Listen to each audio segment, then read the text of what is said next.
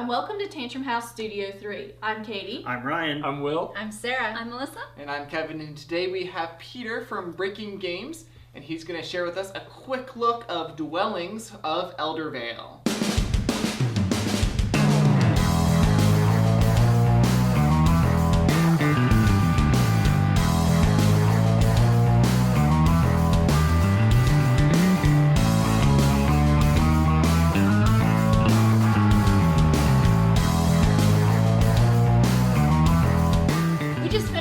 Epic game of Dwellings of Eldervale, and Peter is gonna give us a quick overview of how to play the game. Sure.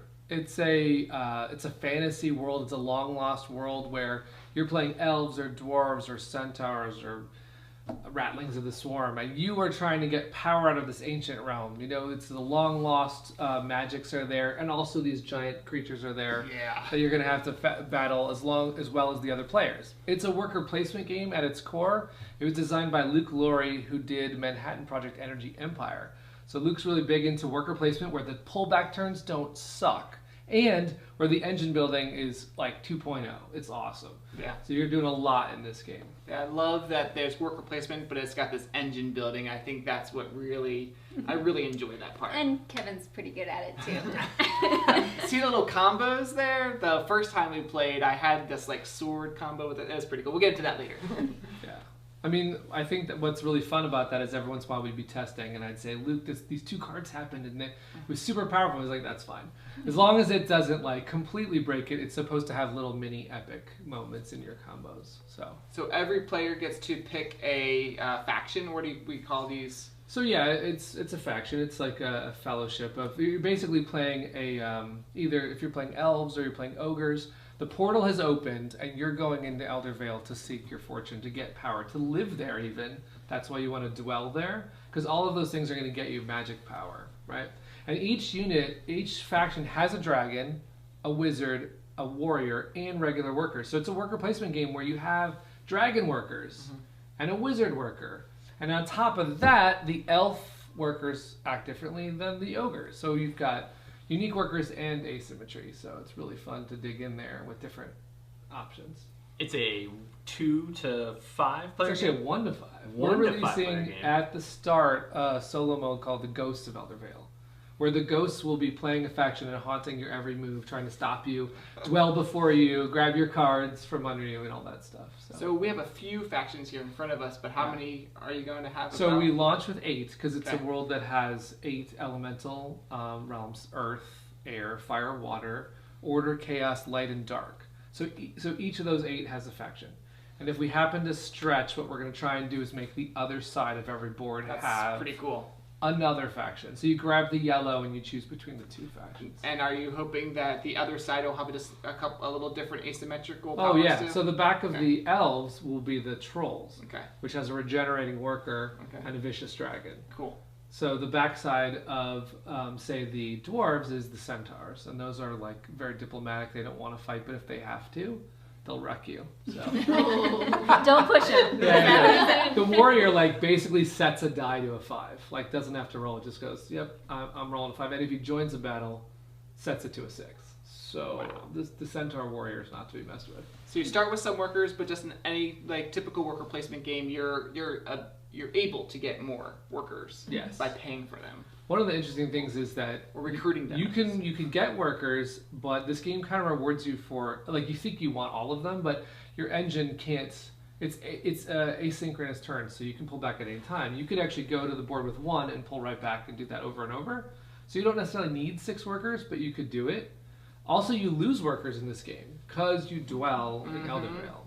So when you dwell, you actually build a house, a bed and breakfast, an Airbnb, as we discovered. If you're in the air realm, it's an Airbnb. So you build that, and then what you get in a trade-off is you lose a worker, but you get points and combat victory, and it also is part of the multiplier score at the end. So there's a reason why you want to do that.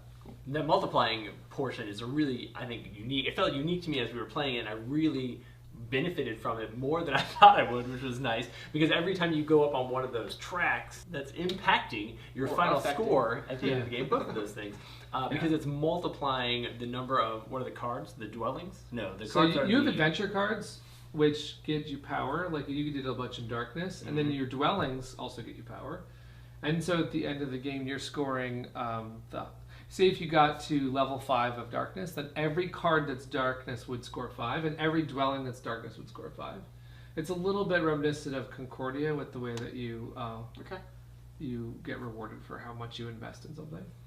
Now, we played as teams tonight because there's so many of us, and I think that it created some interesting tensions just among each player board, but I also felt like because each faction is a little bit different, we all kind of went at it with different goals and different things in mind, Sarah, and I did play as the what's their name? The Storm Horde. Mm-hmm. Our dragon character allowed us to collect 2 of the tile resources on any of the territories when we went there, and then our Valkyrie warrior did something cool that I don't remember what it was. Well, it fights from anywhere. Right. So actually, that's a really fun faction if you want to go get yourself a bunch of battle ready.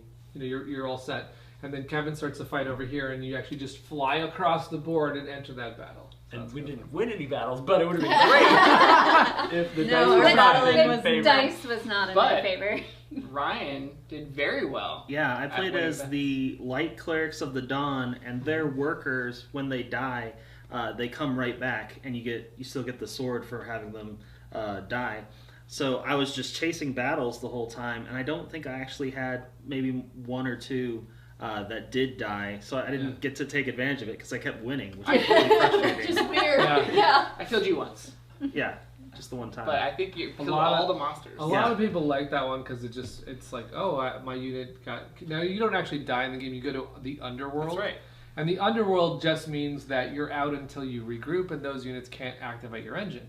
But the clerics can just pop right back, and a lot of people like to play that one. Mm-hmm. It sort of feels safer. I like the interesting choices is when you are placing your workers out, you're getting some things because you're placing your workers, but then when you're pulling them back, you make those decisions on where am I placing my workers on the basic actions, the basic worker actions, but then you're getting those cards throughout the game, and what cards you get are really going to determine how you play the game because of the different types of actions you can take. Yeah, because unlike some games that have the pull back mechanic and you just pull them back and that's your whole turn, each unit that you pull back you can put on an action in your personal area.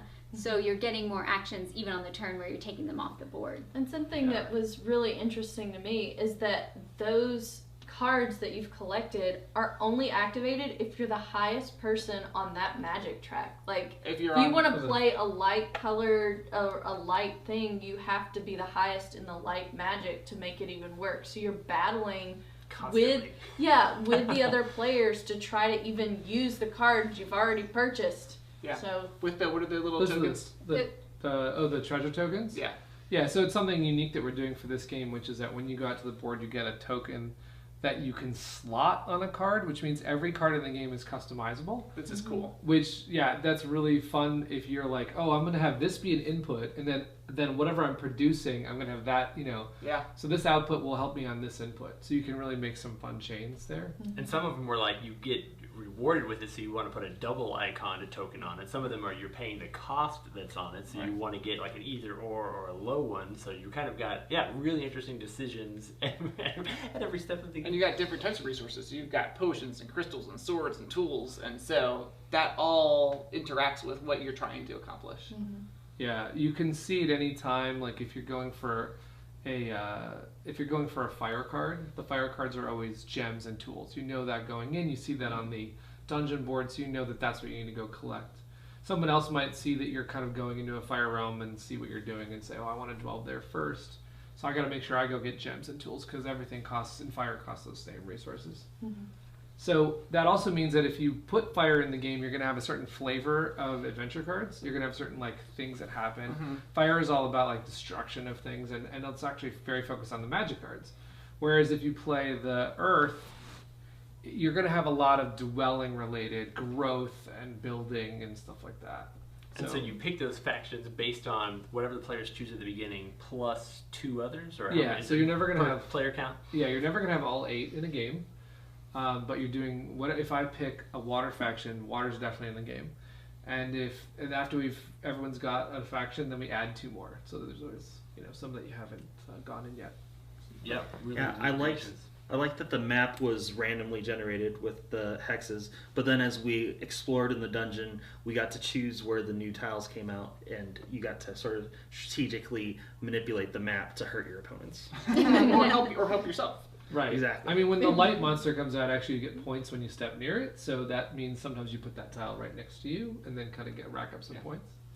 And then, of course, as you are revealing those new tiles, more monsters are coming out during the game because the tiles have little monster icons on them. Yeah. So once you explore Eldervale, the ancient magic just like awakens, and then those monsters are pretty irritated that you came in their space. So there's different things with the monsters. You can fight them. Right. You can try with different cards. You can try to control them, which I think Melissa actually did in both games we played. Yes, I'm like the monster controller, but I'm such kind of a non-aggressive player that the monster I just kind of sat on my board and glared at monster, people. But she's No, just you like Use my pet. Yeah. Yeah, so when you dominate a monster, you get to take it onto your player board. It is now your worker. It can activate all the worker placement spots. It still rolls a ton of dice, and it still retains its power, whatever that was. So you're just... But once it dies, it dies. Yeah, you're done. If it dies. Right. Yeah, I was really considering attacking Ryan with my monster, but he was rolling so well that I thought that the clerics might take it out. I had 2 cards which would help me in combat. I had one which would let me re-roll all my dice, and another which would let me just add a 6. I didn't get to use either of them. You didn't even So I was use like, them. So you had to like please attack me. We purchased the wrong cards. Yeah, though. apparently. There are a ton of cards in the game, which is cool, and they all do totally different things, which is Yeah, I mean, we wouldn't have a fantasy game if there wasn't fireballs and lightning bolts and polymorph spells and you know, there's really nasty stuff in there. Like there's an entire... I saw you had the plague card, but you nicely did not do that to everybody. That's right. But there's really fun magic in there as well. So Yeah. So let's talk about the Kickstarter. Yes. Coming June 19th. It's coming whether I'm ready or not. June 19th. So like now, like when this video releases, Right, I this don't know. video It's like, oh my god, You're go ready. back it. Go back. We have lots of fun stuff in store. We are launching with game trays in the box. Yes. We are We didn't talk launching about with... those yet, but we should. Yeah, these are awesome. I love game trays, and whenever I buy a game and I feel like Endeavor, you can pass the tray around. Oh, that's the best. So that's what I ever. did. This game, we were like, oh, there's all these adventure cards, and sometimes you need to see them for yourself, so you ask to borrow the tray. And then the player boards all come in. You put all your pieces in here, and then you lock a board in there, and so like basically it'll snap in. And then when you want to play the red faction, you just grab the red, you're ready to go. It's pretty much set up. You just go. Beautiful. Yes. I definitely think the teardown setup needs to be fast so that Yeah. you can get another game, and all of the elemental cards are going to be right there in the tray. So on top of that, we're launching with we have minis, of course. I mean, minis seem like a natural thing on Kickstarter now, but they're not just pretty faces. They actually will do stuff and functionally come out and like we talked about. So we're talking about a deluxe version of This is game. we're talking about the deluxe version. The deluxe version will also have, you know, the bits will be all wooden, so you'll have the resources upgraded and all that jazz. And then there's other things that they could add on. There are. We have some surprises. Yes. We actually Yeah, I was just gonna say, let's talk about this we surprise. just revealed this one. This is not a this is a prototype, but what this is we were playing the game and someone said, "Wouldn't it be cool if the monsters made noises?" And then we were all like, "Oh my god, that would be cool." Could we do it? So then you can actually go in for an additional pledge to add these sound effect bases, and then you turn this on, and whenever this monster steps around, it's going to make this noise on your table. Which is really creepy because the monsters will charge your space Yeah. if you get too close to them. Yeah, this Yeah. guy also, if we unlock the second dark monster, so this is the Death Reaper, which comes in the base game, but there's also the Haunting Phantom, which I happen to really love, because it kills everything. Basically, every turn that the Haunting Phantom is out, everyone in the ruins dies that turn. So the whole table's like, we should stop this Phantom. Kill that guy. And so it sounds like, so it's the other one, hold on. Oh, sorry, that was the Phantom. That was the Phantom, but this is the Death Reaper. So More subtle in his death. you'll be able to. You'll be The other able one Fly. seems much more attacky. Yes. well, because the Phantom kills That's right. everything. That's right. This is just it has fear, so you have to fight it alone. You can't face death without someone else. Very cool. Right. While we're talking about monsters, why don't we talk just about a few more? So we talked about the light dragon, and we have the demon, I'm guessing. So this is the Demon of Might. Okay. And then we have the aka Golem. Balrog. What This is the Iron Golem. Okay. What do those monsters do? So the Iron Golem actually, no workers can add any dice. Okay. So it stomps on regular workers, and no magic can be used. So you can't cast a fireball. You can't charm it with a fairy charm. You can't polymorph in the same space. It's immune to magic. Whoa. The Demon of Might actually goes around and wrecks dwellings. You can't lose a dwelling in the game, but what it does is its owner has to pay a penalty. So it doesn't like your houses in the middle of its land. That makes sense. Killed it off for us right away. Yeah. The Living Storm comes in, and when the Living Storm rushes into a hex, everything nearby gets sucked in. So I love that one. I love the MIDI and I love the power. It just makes sense. Well, this is part of what I think is really interactive play, because you have this one which can really affect other people. You've got the crocodile, which is actually erratic. If you step near it, it'll try and go the other way. If it can't, it comes at you. But what that means is you can push it into other people. It's really kind of fun. Yeah. And the Chaos Beast, when you win, you still lose. So it kills you. It's diseased, so you don't really want. And the Treant? Oh, this was another interesting one because it makes all magic greater during the game. While it's in Eldervale, you can draw more magic cards. Yeah. So it really does kind of make you think, should I kill it? Because it's actually helping me right now. But it's helping others too. But it's also 5 dice, and it will stomp you. So it'll take you out. Cool. I mean, we're just having a lot of fun with this one. I think as we were trying to make a game that is a Euro, but also has a lot of that drenched in theme, something fun that's kind of a mix. I think playing it once, you guys played it one time. We played it, this is our second time playing tonight, and I would say understanding the endgame scoring is key. Sure. He agrees.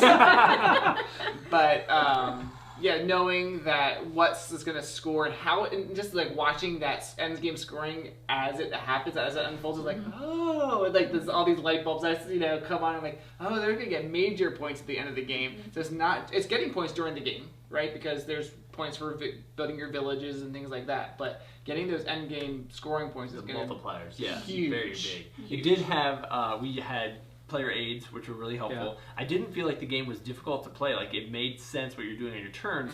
It's just that you do have a lot of options to think through. One of the things that I really enjoyed is that the game seemed to scale pretty well as we got into it. So that first round, we've only got a couple of tiles out there to choose from.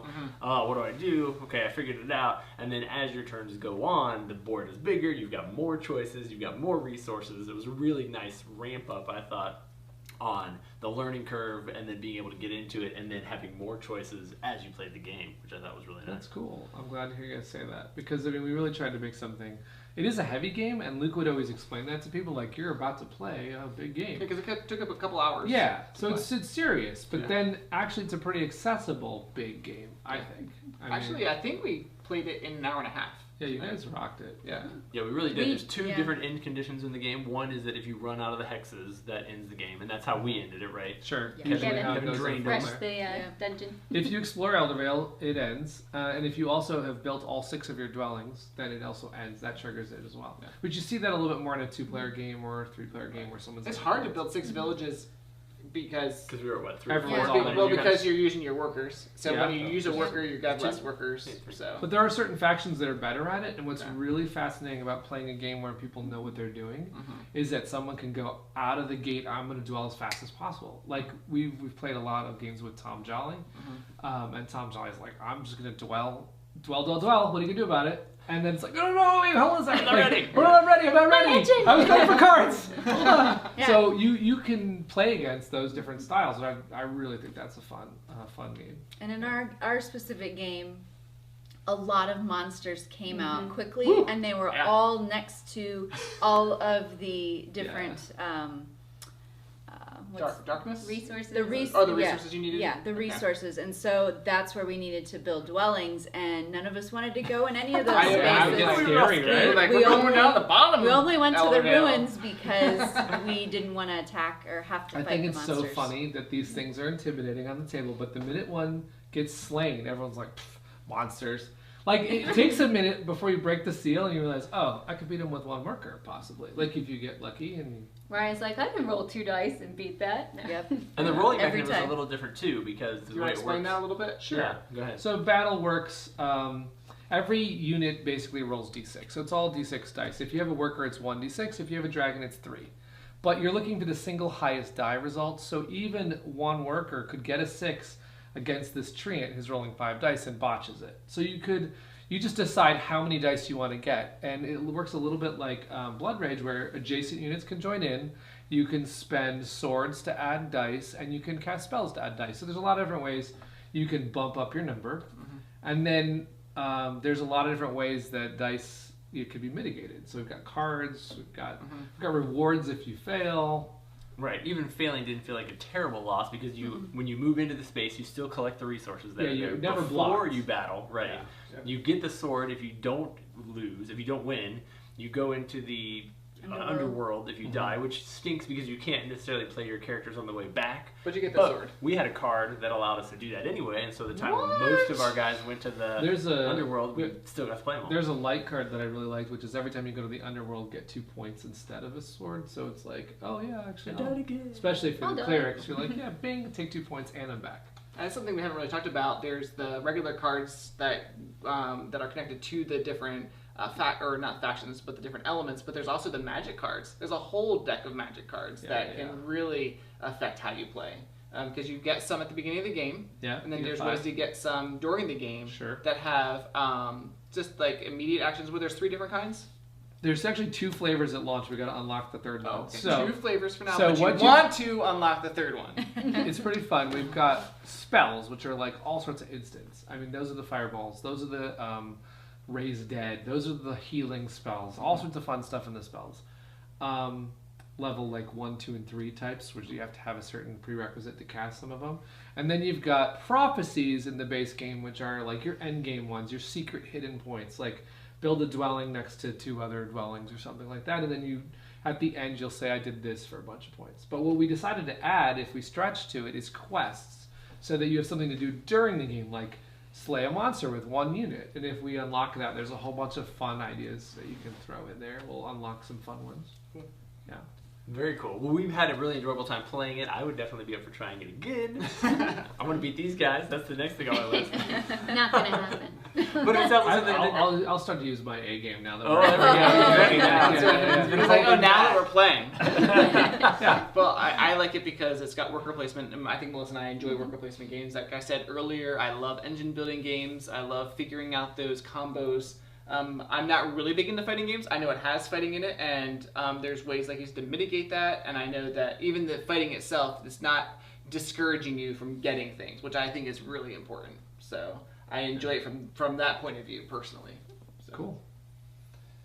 I appreciate you guys all trying it. You seem to grok it really well. And actually, one of the things that we're going to unlock that I think is going to be great for you is like there's a 2v2 mode where Luke's designed it so that you play on the same side as your partner and you can share magic cards. You can look at each other's hand and swap them at a 1-to-1 ratio. And then in addition to that, if you go to the dungeon, you can buy adventure cards for your partner. But you are still trying to get your score to be the best it is. And there's friendly fire, so if you're in one of those combats, you might actually hurt. You might actually take out your teammate.